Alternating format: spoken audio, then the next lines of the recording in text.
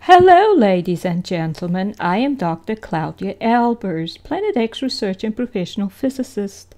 And today I'd like to bring to you another one of my articles. This one's entitled The Real Visible Light Spectrum and the Truth About Free Energy. Now, figure 1 below shows some clouds which are emitting a color of light that I like to call peach. Peach seems to be a combination of orange and pink, which are very far apart in the light spectrum, and are somewhat like the combination of red and blue, which yields violet. And so here you can see these clouds, and I like to call this peach because this seems to me to be a mixture between orange and pink. It's not quite orange, not quite pink. It's not red either. So we are seeing these very strange colors in the clouds nowadays.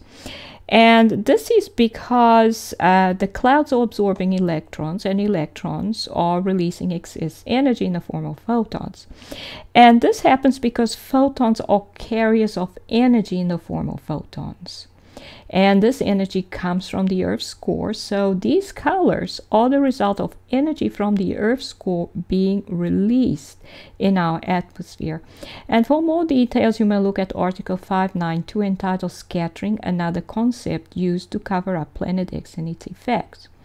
Now, as I have shown in Article 594 entitled We Have Been Lied to About the Visible Light Spectrum, pink or magenta is actually the same as violet and belongs in the lower part of the violet spectrum.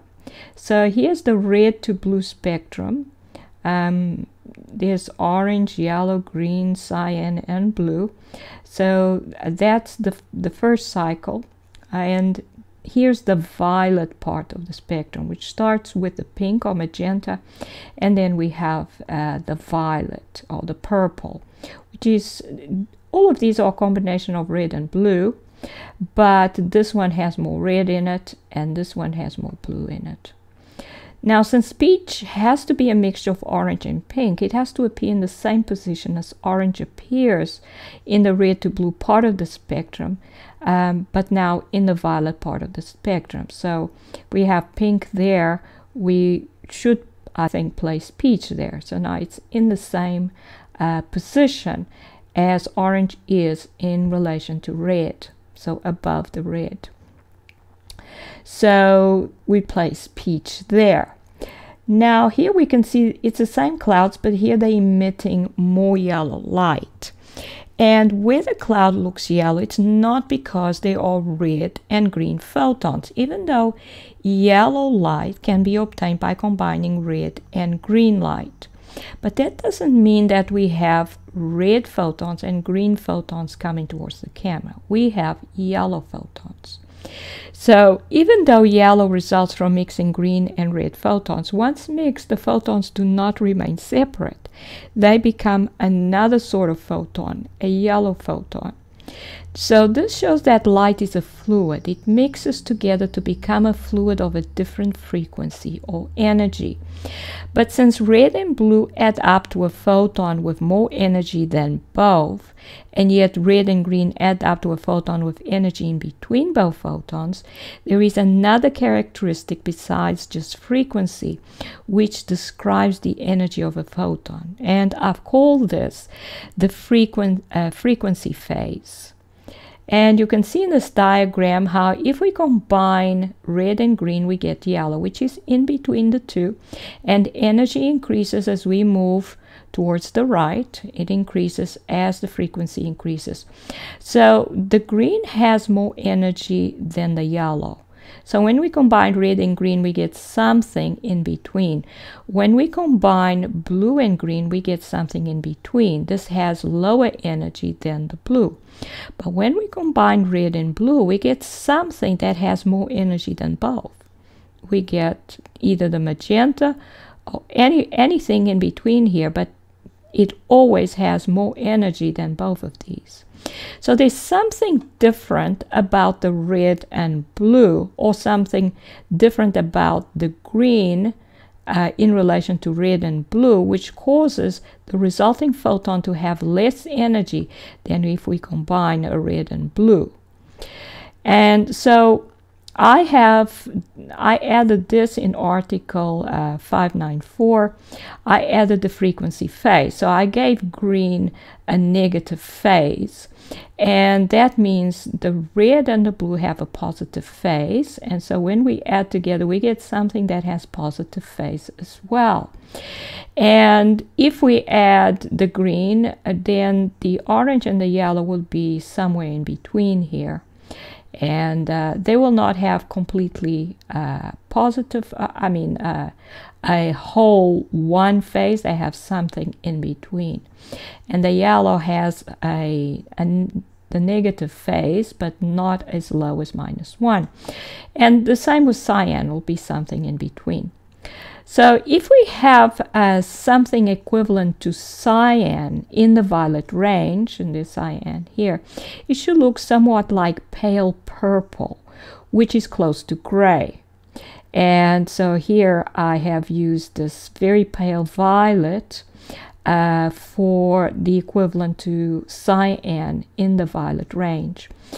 And so this violet, you can see it's actually quite close to gray.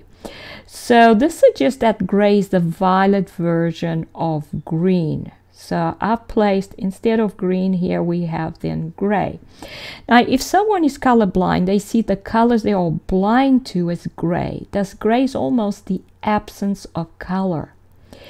And green also seems to be a color which removes color, this quality called color, from other colors. And you can see that here. You can see the red is bright. Orange is less bright. It's as if as we're moving towards the green, the red is being removed from red, and yellow has even less of that red quality. And the same thing seems to occur on this side. As we move from blue towards green, some of the blue is removed. The cyan is still blue, but it is less blue than this blue. So it seems that green removes color, and gray is almost the absence of color. So adding gray to the other colors, just like adding green to these other colors, removes some of their color. So gray seems to work in the same way as green in the violet part of the spectrum.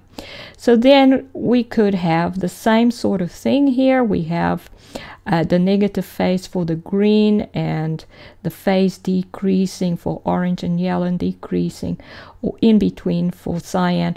And then we have the same thing on the side. So we have the dip in phase in both cycles. You can see it looks like a wave.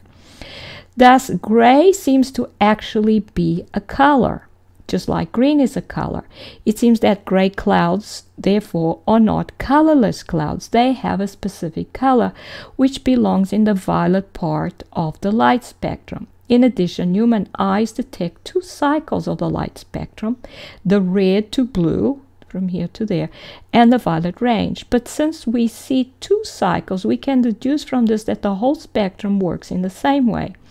They all have red to blue ranges with photons of negative phase in between, and that photons can combine to produce photons of a higher energy.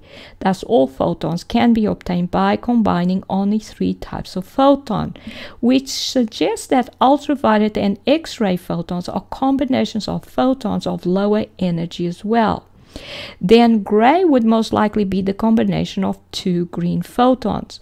But since there are lower energy photons than visible light, the basic photons may be in the radio range.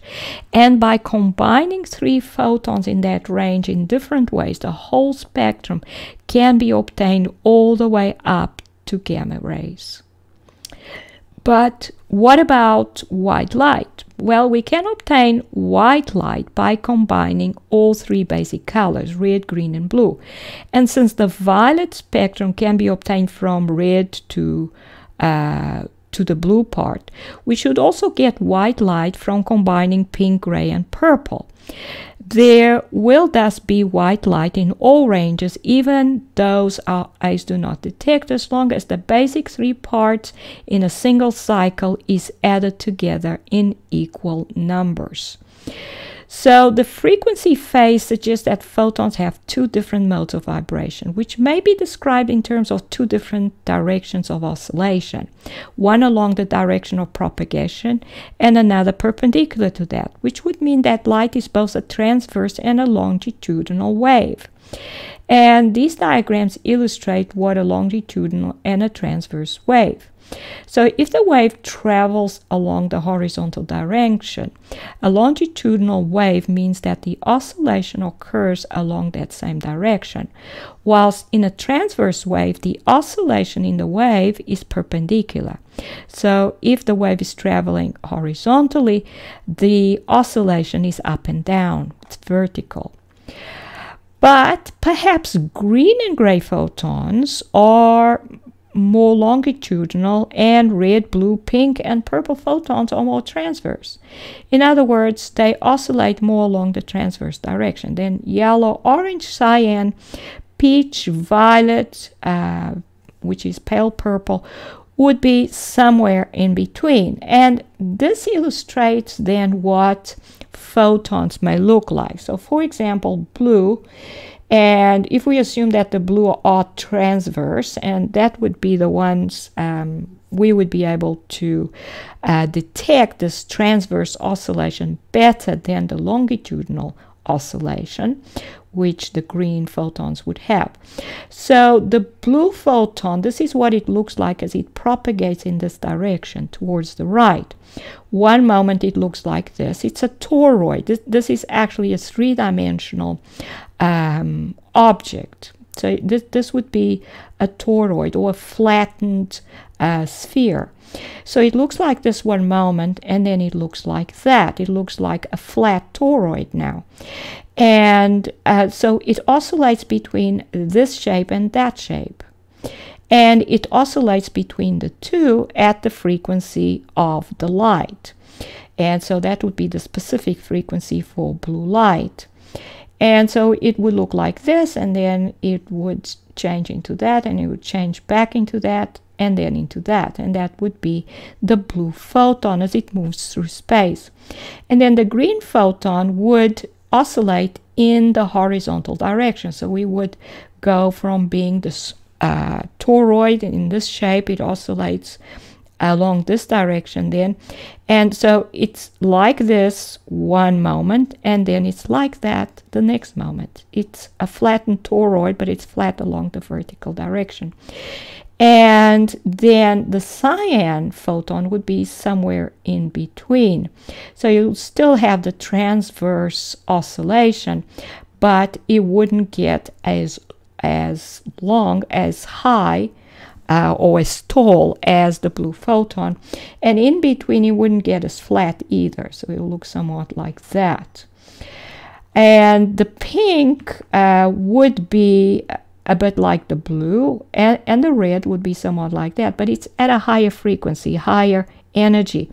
So in the time that the blue photon goes through these 4 oscillations, the pink photon would go through more oscillations. So I have here 6 oscillations because it has a higher frequency.